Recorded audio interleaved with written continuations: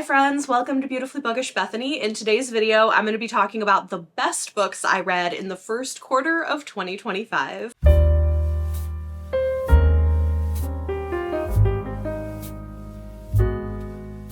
I know normally I do sort of a best and worst and stats.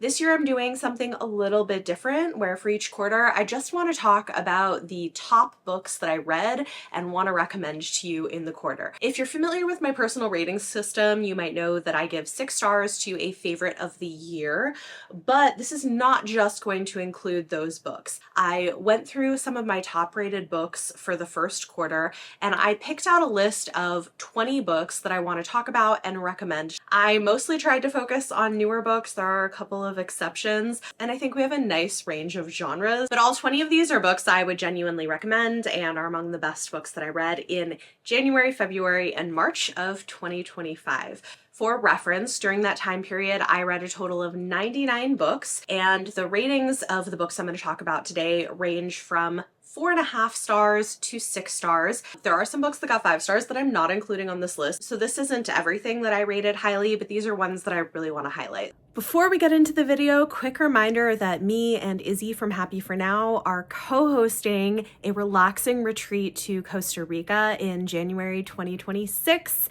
and it is live now. So the link is down below if you want to go and check it out, if you want to come hang out with us, chill post-holidays early next year. There are currently 6 early bird spots left available, and if you have any questions, feel free to ask. First, we're going to start with the books that got 4.5 stars.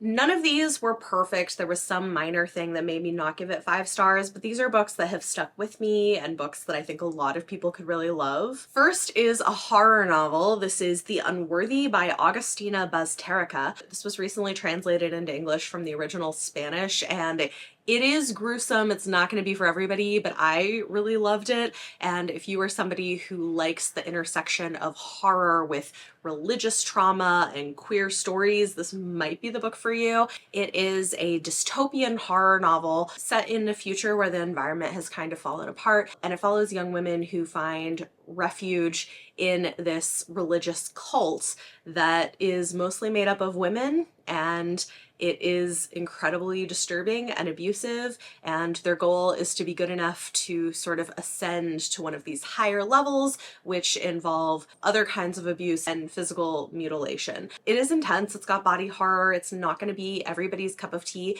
but I really loved it. And one of the lovely things about this story is it's about how even in the worst environment, the worst of circumstances, love can still blossom and people can still find moments of joy in each other. And it does have a sapphic romantic element to it. I really like this a lot. I would read more from this author, and I do recommend this if it's up your alley. Next is contemporary fiction with a little bit of a speculative twist. This is The In-Between Bookstore by Edward Underhill. This was such a beautifully written, heartwarming story that feels especially appropriate given things happening in the world right now. It follows a trans man who, after losing his job in New York City, goes home to his small town in middle America, and when he walks into the bookstore that he used to work in, it serves as a portal through time where he's able to interact with his younger teenage pre-transition self. And it's really a story about healing and self-discovery and finding yourself, and it's really beautiful. I wouldn't call it a romance. It has like a romantic element, but it's not a romance.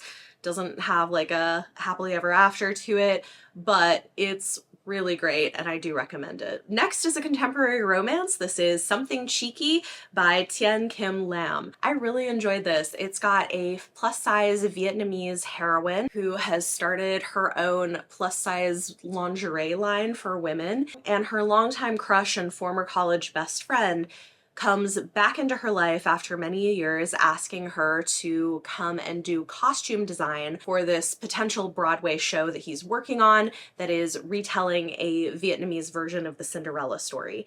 And so it's them working together, realizing that they both secretly held a flame for each other and finding each other after all of these years. So it's like this lovely, steamy friends to lovers romance, but then it's also dealing with things like microaggressions against racial minorities and against plus-size plus-size folks in the world of theater, which is really interesting. It has really good plus-size representation. It was a really cute contemporary romance that also had some heft to the topics that it was dealing with, and I liked it quite a lot. Next is a YA paranormal mystery. This is When the Bones Sing by Ginny Myers Sain.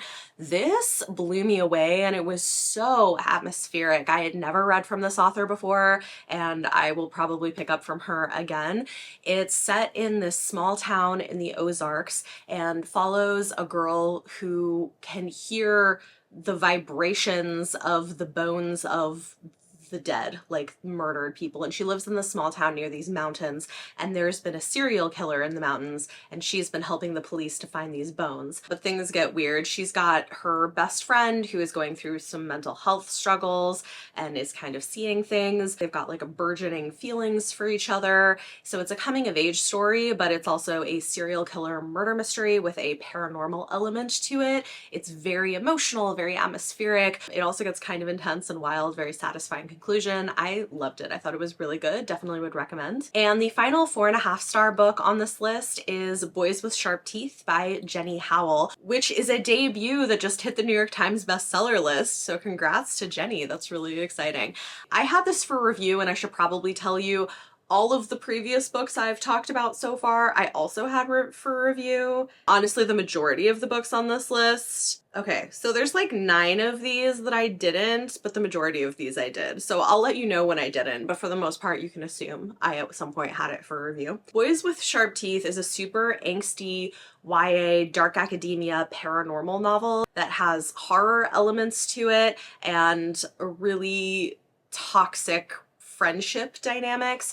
It follows this girl whose cousin died supposedly accidentally, but she's pretty sure that his death was caused by these rich kids from this elite prep school near her that he was hanging out with. And so she lies her way into the school to try to infiltrate this friend group and figure out what actually happened. And she does, but gets in a little over her head because she gets pulled into this kind of dark, twisted dynamic between these people. There is a supernatural paranormal horror element to it. Mirrors are creepy and the ending is creepy, but I really liked it. I think it's a very strong debut and I would recommend it if it sounds up your alley. Next, let's talk about the books that I gave 5 stars to. First is a queer historical romance. This is A Gentleman's Gentleman by TJ Alexander. This is their first historical romance and I really liked it. It is a very slow burn romance that definitely gives you the sort of romance of manners vibes of the time period in a way that I enjoyed. The main character is a young trans lord who is hiding the fact that he took the position of his deceased brother, and he needs to find a wife for reasons, and in order to sort of show that he knows what he's doing as he goes off to London to do that, he decides to hire a valet, which is like a personal servant. And so this is a romance between him and his valet, and it was one of those things where I was like, okay, how are the power dynamics of this going to work? But I think because it is so slow burn and because of some of the specifics of what happens in the story, it's handled well, I think. I think the power dynamics of it and the relationship are handled really well. A lot of pining, a lot of the vibes of the time. I really liked it a lot and I would recommend it if that sounds like your thing. Next is 24 Seconds From Now by Jason Reynolds. This was so good. It is a YA novel that is told in this sort of stream of consciousness style, and it's this 17-year-old black boy who's like standing in the bathroom freaking out because he is about to have sex for the first time with his girlfriend of 2 years. And so it's him thinking back about their relationship and about all of the information and things that he's learned and heard from adults and siblings and family members in his life about relationships, about consent, about sex, about how we treat other people. And it's so good. I wish I could hand this to teenagers because I think it just does an incredible job with the emotional side of sex ed, and that it's okay for young men to want to wait, to be nervous, to have emotional emotional feelings towards sexuality and it not just be like a throwaway thing.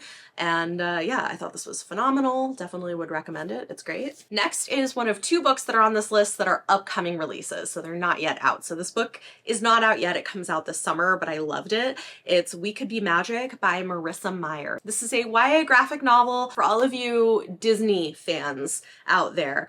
Is the theme park in the book Disney? No, for copyright reasons, it's definitely not, but it's very Disney-esque, we'll call it. This is a really lovely, heartwarming YA story about a plus-size Black teen girl who loves this theme park, loves the characters, and has always wanted to portray her favorite princess working in the park. She's thrilled when she gets into the summer program to work in the park, and she can audition for a role if that's something she wants to do. She ends up a little disillusioned because it turns out not everybody working there is as excited as she is to provide magic to the guests who are coming. And fat phobia is a thing, and that ends up impacting her trying to audition to play these characters that she loves. But it ends up being a really lovely summer. She maybe finds love, and maybe her dreams will come true in some lovely way. I thought this was so charming and funny and feels like it was probably written by somebody who has experience working at a theme park like this. Like, that's the vibe of like insider knowledge. I really liked it a lot. It comes out this summer. Next is a book that honestly might end up making its way to my favorites list, the 6 stars, because I keep thinking about it. I wouldn't be shocked if by the end of the year I end up increasing the rating, but I really loved it. This is Death of the Author by Nnedi Okorafor. I really love Nnedi Okorafor's writing in general, but this is something quite different for her. It is mostly a contemporary novel, but it has a sci-fi novel within the novel, and it has a speculative element to the story. It's so brilliant. The main character is a disabled Nigerian American woman, and she's not a saint. She's not necessarily super nice.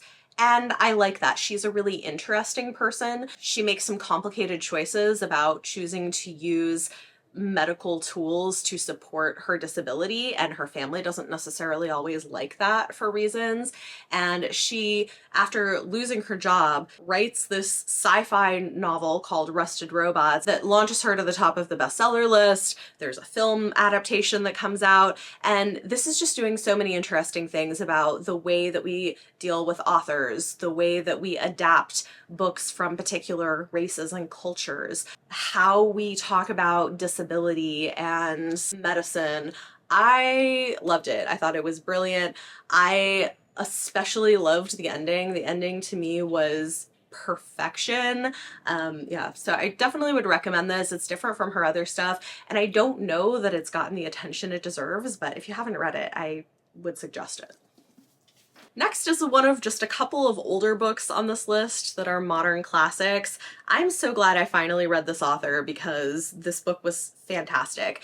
Fingersmith by Sarah Waters. I know I'm late to the game, but this was so good. It's not short, but it had me gripped. Like, I flew through this book, y'all. This is a queer historical mystery novel, I guess you could say. It's historical fiction with a little bit of a mystery element and a sapphic queer element to it that has some serious twists that I did not see coming, and a really satisfying conclusion, in my opinion.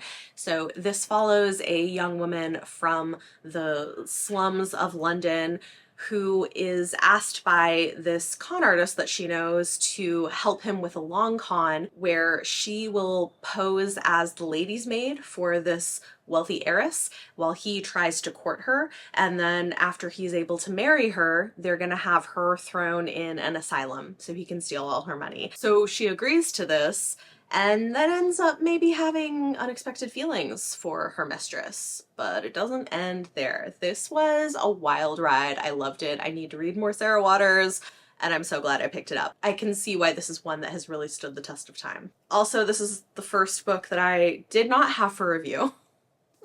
I also didn't have the next book for review. The Ornithologist's Field Guide to Love by India Holton. This was so fun. This was one of the book club picks for my Patreon and channel member book club, and I didn't know what to expect because honestly I had DNF'd India Holton's first book. It was just too bonkers for me, but this was the perfect amount of bonkers with humor that work. This is a historical fantasy rom-com that I thought was hilarious and kind of bonkers. It follows a group of ornithologists who are competing to be the first to find this magical bird, and hijinks ensue, as does love along the way. I thought it was hilarious, tongue-in-cheek humor. This really worked for me, and I'm glad that I picked it up for book club. Then I read The River Has Roots by Amal El-Mohtar. This was gorgeous, and I got to actually hear the author talk about this in person, which was lovely. This is her first novella that she's published alone. It's this gorgeous lyrical novella with fairy tale vibes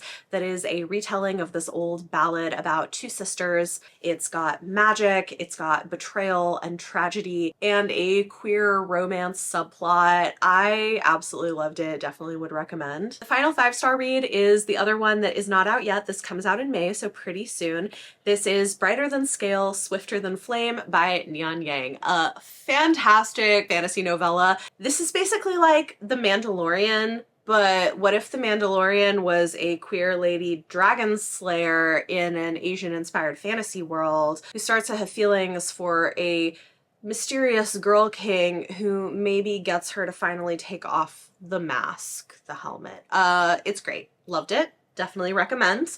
And with that, we're going to move into my 6-star reads. These are books that were favorites of the year for me, and I actually didn't have any of these for review, which I realize is interesting. I think Death of the Author might move on to the list, which I did have for review, but the rest of these I didn't. I really love all of them.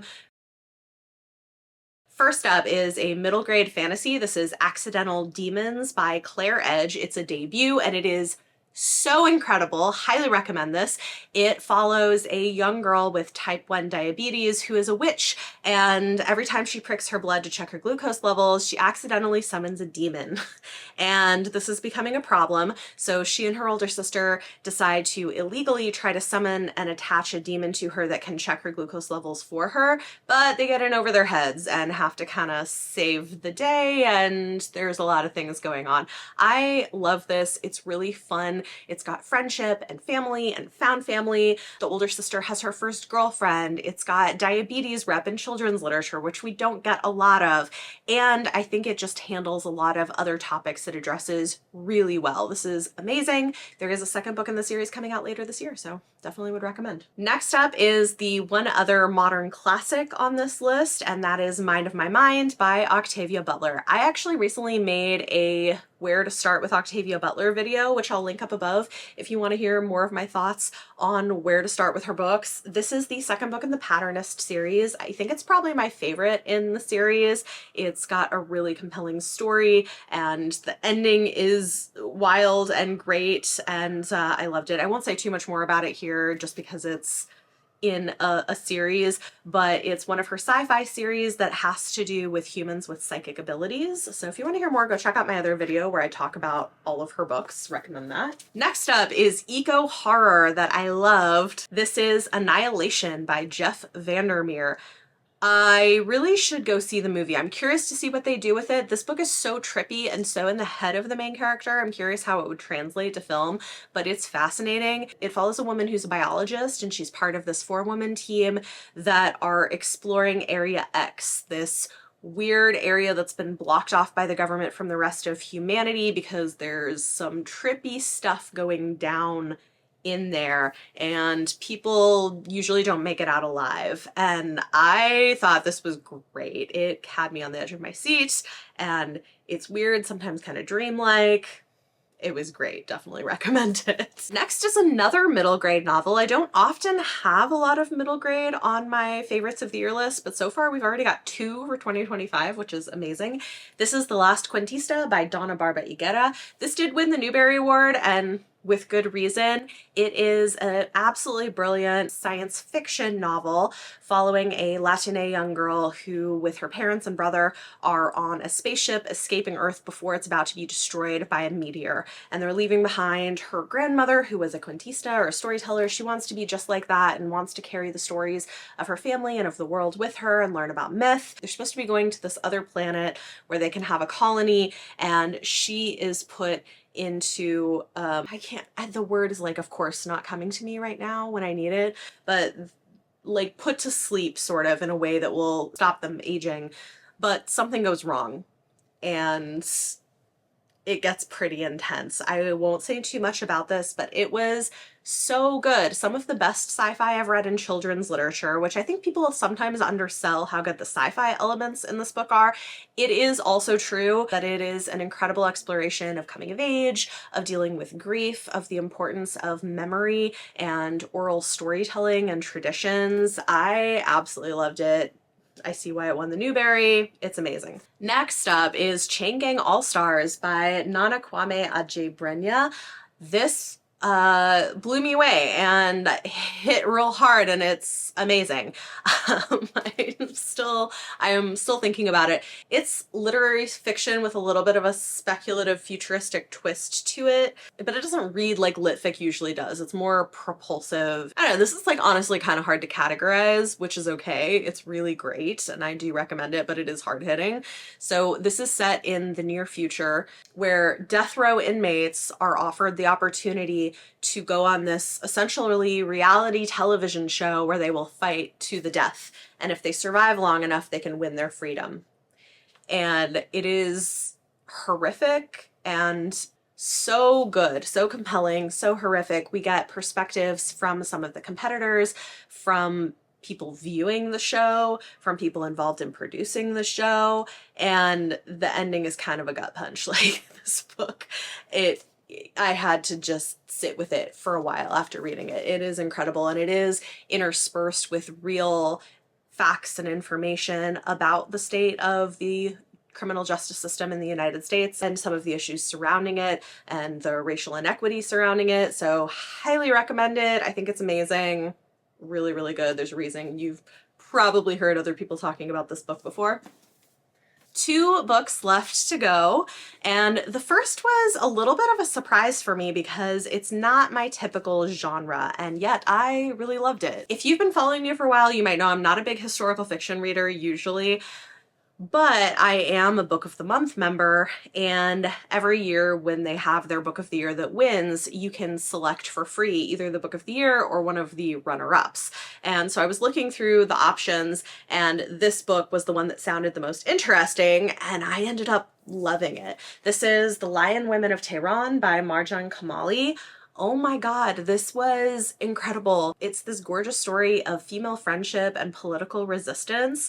It starts with these 2 girls who form an unlikely friendship across class lines when they're 7 years old in Tehran in the 1950s, prior to the revolution, and follows their friendship over time through the revolution and all the way up to the modern day. One of them is an activist for women's rights, and this was so compelling and so emotional and such an incredible way to see this history from different perspectives and different classes. This made me very emotional by the end of it. I loved it, definitely would recommend, and I will probably try something else from this author in the future. And lastly, the book that I am not too surprised was one of my favorite books, but I am very pleased that it lived up to my expectations.